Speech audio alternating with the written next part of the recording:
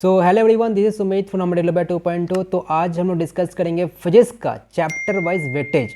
तो mathematics and chemistry तो खैर हो जाते हैं बच्चों से, लेकिन फिजिक्स जो है one of the toughest portion माना जाता है आपका जो एंटायर जेईई का पेपर होता है। वैसे मैं बता दूं, अगर आप पहली बार चैनल पर आए हो तो हम लोग मैथमेटिक्स एंड केमिस्ट्री का already chapter wise weightage discuss कर चुके हैं। तो मेक श्योर पहले आप उन दोनों को देख लीजिए, देन आप इस पर मूव कीजिएगा।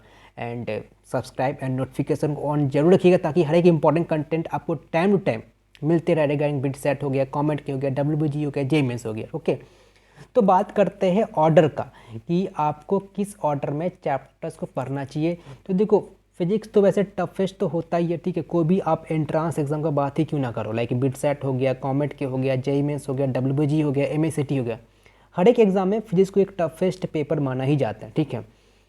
तो देखो, आपको ऑर्डर क्या करना चाहिए। तो देखो, फिजिक्स में ना आप जो क्लास 12 के जो पोर्शन है, पहले आप उसको कंप्लीट करने का टारगेट करिए। तो क्लास 12 से काफ़ी क्वेश्चंस आते भी है, एंड मैं पहले आपको यही रिकमेंड किया हो कि देखो, आप क्लास 12 के जो चैप्टर्स है उनसे अच्छे खासे वेटेज है। आप देखिए, लाइक मॉडर्न फिजिक्स हो गया, ठीक है, आपका हीट एंड थर्मोडायनेमिक्स हो गया, क्लास 11 का है, लेकिन जो बाकी सारे वो सब क्लास 12 के ही है। तो काफ़ी सारे बच्चे हैं जो जेई का प्रिपरेशन क्लास 12 में जाने के बाद स्टार्ट करते हैं। खैर, अगर आप ड्रॉपर हो तो आप तो क्लास 11th एंड 12th पर ही होगे, लेकिन स्टिल क्लास 12 का जो चैप्टर है वो अच्छा से याद रहता है। तो आप 12 का जो चैप्टर है उसको पढ़ सकते हैं पहले।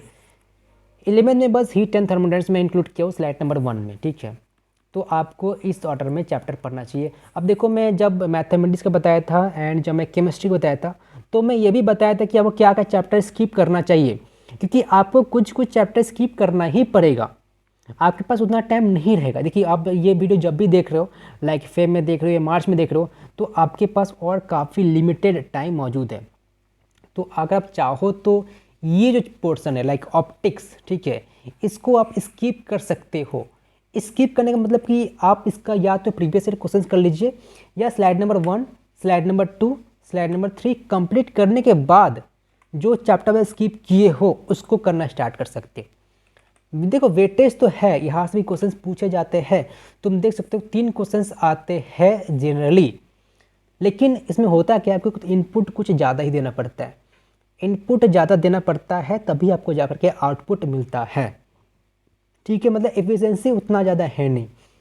जो मैं यही बता रहा हूँ कि आपको ये सारे चैप्टर स्किप करना चाहिए जहाँ पर आपको इनपुट अच्छा खासा देना पड़ेगा for getting that particular output. And वैसे भी काफ़ी सारे बच्चों को ये बोरिंग सा लगता है ऑप्टिक्स का जो चैप्टर है, तो इसलिए मैं इसको स्किप करने को कर रहा हूँ। नेक्स्ट स्लाइड पर मूव करते हैं। यहाँ पर देख सकते हो यूनिट, डायमेंशन एंड वेक्टर। तो यहाँ से एक क्वेश्चन कन्फर्म है एंड ये ईजी आता है। अगर आप सिर्फ प्रीवियस ईयर क्वेश्चन भी कर लो तो ये आराम से हो जाएगा। कोई टेक्स्ट बुक क्वेश्चन सॉल्व करने का कुछ भी नीड है नहीं, ठीक है। बाकी काइनेमेटिक्स हो गया, लॉज ऑफ मोशन हो गया, वर्क पावर एनर्जी हो गया, ये अच्छे चैप्टर से आप इनसे अच्छा स्कोर कर सकते हो। आप चाहो तो ये 2 चैप्टर है इसको स्किप कर सकते हो। देखो, मैं ये भी बताते रहता हूँ कि कौन कौन चैप्टर आपको स्किप करना चाहिए। तो मैं मैथमेटिक्स में, केमिस्ट्री में ऑलरेडी बता चुका हूँ। ऑर्डर के साथ साथ मैं स्किप का भी चैप्टर्स बता रहा हूँ, तो आप इन चैप्टर को स्किप कर सकते हो, यानी कि स्लाइड नंबर 3 कंप्लीट करने के बाद ये स्टार्ट कर सकते हो, क्योंकि इसमें आपको अच्छा खासा इनपुट देना पड़ता है एंड बच्चों को जल्दी जल्दी समझ में आता है नहीं, इसलिए मैं इसको स्किप करने के लिए कह रहा हूँ। लेकिन जब आप ऑर्डरिंग फॉलो कर रहे हो तो मेक श्योर आप प्रीवियस ईयर क्वेश्चंस एटलीस्ट कर लीजिएगा। नेक्स्ट मूव करते हैं, ग्रेविटेशन हो गया, सिंपल हार्मोनिक मोशन हो गया, solids and fluids, waves and electromagnetic induction, AC.